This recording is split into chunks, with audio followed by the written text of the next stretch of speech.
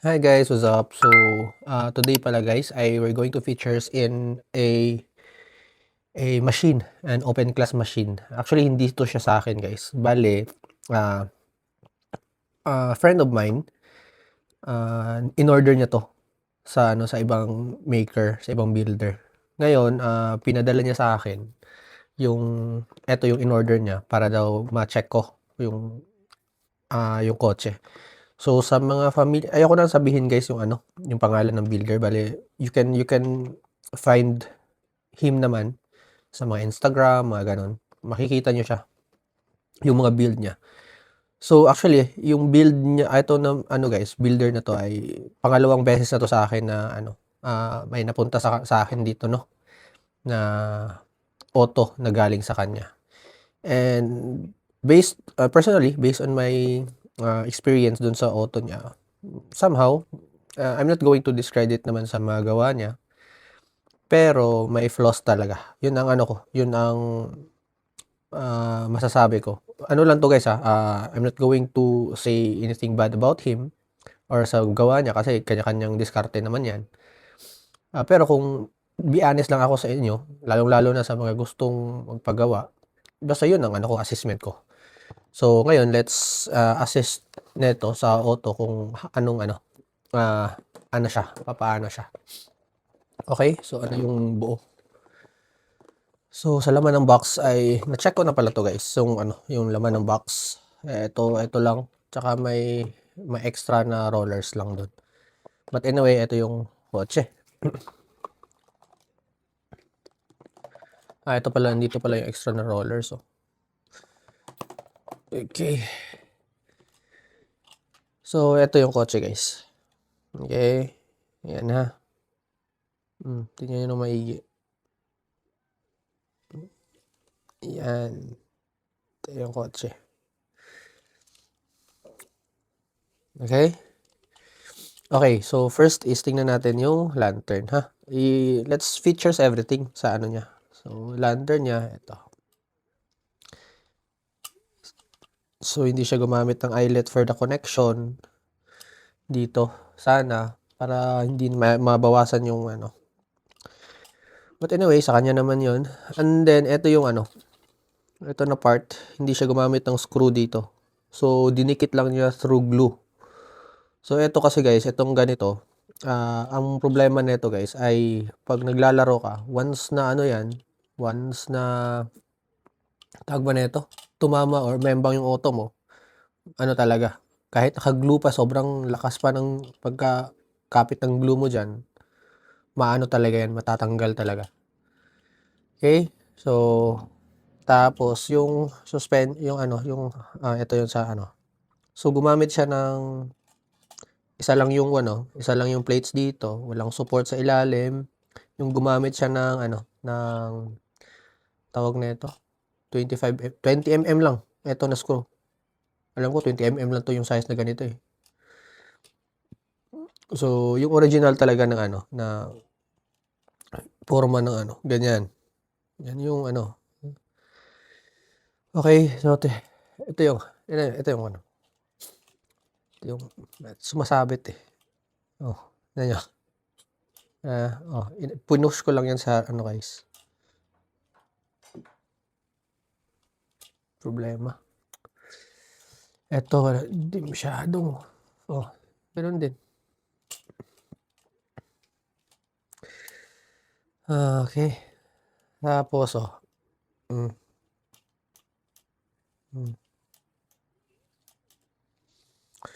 ginamit yan kasi is dito sa ilalim. May naka-usli na screw. Wala. Anyway, tapos sa suspension, ewan ko kung magkano bili na dito guys. Hindi ko din alam eh. Suspension sa harap. Hindi bumabalik. Pag pinush mo, ayan naman bumalik.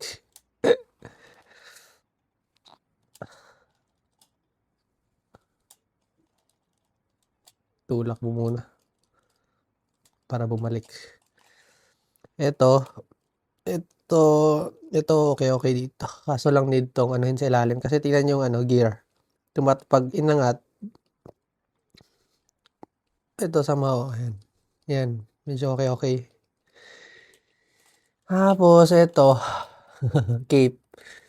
So, walang butas din yung cape at so hindi siya functional. Walang function dito, design siguro. Mhm. Tapos yan. Tapos yan yung ano, gamit din dito is 20 mm. Feeling ko 20 mm talaga 'to, na size. Ganito kaliit. 20 or 25 mm. Pero duda ko 20 mm lang 'to. Oh, 'pag igaganyan mo, hmm. Ay, tas sa kabilang side, okey, So, tingnan niyo ha, wala pa akong binago dito guys ha, bagong dating 'to. Pinakita ko lang, fineatures ko lang guys na ano, kasi last time kasi, yung na-features ko kasi last time, na gawa din niya, ang nangyari kasi nun ay, siyempre may nakakaalam sa build niya. Ang akala is yung finetures ko na dun ay yun na talaga yung actual na buo niya. Actually binago ko na talaga yun bago ko features kasi nga hindi ko nga siya malalapag dahil for the reason na ang daming ano, ang daming problema. So, malaki yung binago ko din dun. Kaya ngayon sabi ko, parang naisip ko ba na kung ifi-features ko siya after nung baguhin, baka na naman ang dami na namang tatanong sa akin or ano.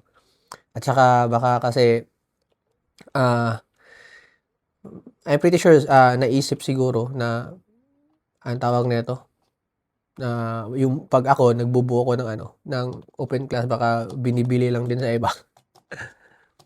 So, sabi ko might as well, nagpaalam ako naman sa owner, sa kaibigan ko, sabi ko i-features ko yung auto mo na ano, at least galing sa kanya para at least bago natin baguhin, alam din, makikita din ng ano, kung ano yung kabuuan ng build. So, at least, on the first hand nakita niyo mismo yung ano, yung buo. Yung buo niya na hindi ko pa binago. Kita niyo lahat na ayun, kung nakikita niyo yung mga flaws ngayon dito, yun din yung flaws may mga ganun din last time, okey? Yung ano pa nga yun last time, nakaganyan yung ano, pakita ko lang sa inyo, nakaganyan yung ano, plates, yung bumper sa last time, nakaganito pala para makita. Nakaganyan yung ano, yung yung default setting nung ano, last time. Yun na binago ko. Sa gulong, sa gulong, okey. Lapit ko konti. Okey, mm.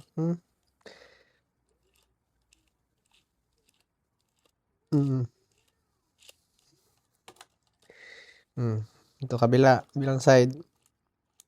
Ito lang, ito sa gulong, ito lang yung ano, yung, somehow, okey. Mm.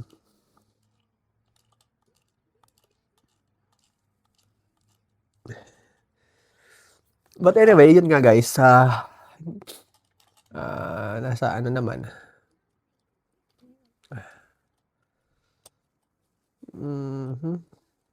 okey naman siguro, puwede nating ma-salvage 'to. Puwede nating maano 'to, ito pa, Ayan ako nalang ganyan para ano, okey. So yan, anyway, i-ano ko na 'to, pag-iisipan ko muna kung papaano ko siya anuhin, ire-repair or ano, kasi iniisip ko din kasi na ano, i-salvage yung ibang parts na lang dito tulad ng ginawa ko last time, para hindi din sayang yung ano, yung pera na binili. Para at least ano ba, kahit papaano hindi siya totally na tawag ba nito, gagastos pa ng malaki ba para lang i-rebuild siya. Kasi last time talaga guys, nangyari nun, sa client ko na yun ay wala, ano kasi, nag-expect din kasi ako una na pulido na yung gawa. So, ang nangyari is hindi nga siya pulido. So, nag-ano ako, nag-pay ako ng extra nun. Bale, what I mean na nag-pay is bumili ako ng mga parts na sa akin na yung ano ko na, money ko na yung ginamit ko. para lang ma-deliver yung kotse kahit papaano na somehow ano siya, working siya. Kasi nung ano talaga, nasabi ko na kasi akala ko talaga ano, good good to go na yung yung ano, yung RPR, eh. Yun nga may problema, alangan naman nasabi ko na sa client ko na eto yung ano, ganito yung presyo. Alangan naman anuhin ko pa, bawiin ko pa yun. Tsaka ano, kaya yun. Ang ano kasi nun, ang last time kasi guys, yung gusto kasi ng client, kaya hindi ako bumuo nun. Yung gusto niya kasi is parang Japan, ano daw, anong build ng Japan style daw kasi. Siyempre yung build ko naman, sa akin nagbubuo, hindi ko talaga masasabi na, well, may similarity sa Japan style, pero hindi talaga siya totally Japan style. Kasi ina-incorporate ko yung buong gawa ng mga natutunan ko both sa dito sa Japan, the same time dun sa build sa Pilipinas sa atin. So, mix yung sa akin. So, yung parang gusto niya is yung build nga daw ng Japan. Naghanap ako nun sa ano kung paano, saan. Tsaka yun yung naano ko, na-select ko na which is akala ko talaga ay yun nga maganda. Kasi ano naman talaga, 'pag tinitingnan mo sa Instagram, tinitingnan mo sa mga post, maganda kasi din talaga, maganda tingnan. But anyway, so eto lang, hanggang dito lang guys. Yung ano, hindi ko pala ito na-check. Okay, kailangan pa pala natin itong ano yun. Okay. Kailangan pa natin itong ano yun. Anyway, so yun guys, regarding dito sa build na to, and abangan nyo na lang pag natapos ko to. Ano ko muna to, try ko muna pag-isipan saan ako mag-uumpisa. So yun, salamat guys ulit sa panonood, and see you again for my next video. And meron akong features next time pala guys na jig, and I would like also to features a oil na galing mismo sa tropa ko sa Pilipinas. Pinadala niya kami dito, but I'm going to features it also. So yun guys, salamat sa panonood, and see you again for my next video. Salamat!